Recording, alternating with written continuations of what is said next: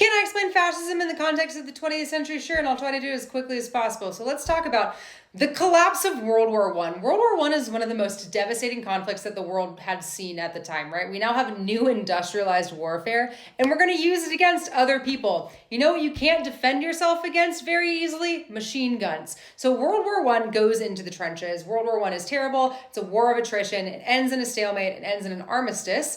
Then that leads to the Treaty of Versailles. Treaty of Versailles. Britain and France, don't invite Germany. Britain and France then blame Germany for starting the war. They write up this list that says, essentially, Germany, you have to sign this. Also, we're going to give you the war guilt clause, so you're going to take blame for starting the war. Because you have started the war, we are now going to take away your land around the world and also in Europe. Also, we're going to force you to demilitarize. And while we're at it, you have to pay billions of dollars in reparations. This is not setting up the Weimar Republic, that government that exists in Germany after World War I, for success. It, in fact, sets them up for failure.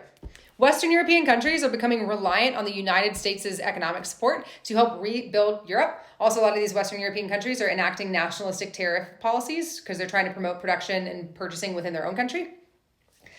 So then, when the U.S. stock market crashes in 1929, and the U.S. that had been giving a lot of money to help support war-torn Europe withdraws all of that because they need to deal with their own problems, these European countries are left with economic crises.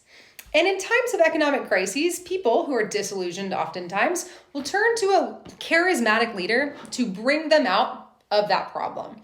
This is going to lead to fascism in Europe. Fascism just means extreme nationalism. So if we're looking at Hitler's rise to power, Hitler banks on and utilizes the fact that Germany was humiliated in World War I to try to motivate the populace to support him. Rise to power is wild, and I'm not going to talk about that. I'm just going to talk about when he actually becomes chancellor in 1933.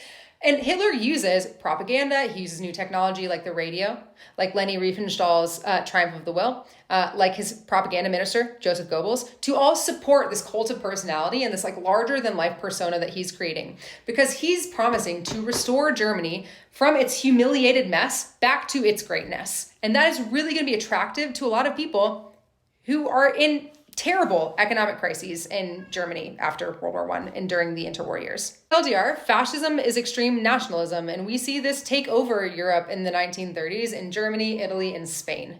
Fascist leaders gain and consolidate power through fear, through glorifying war, through utilizing technology, and through propaganda.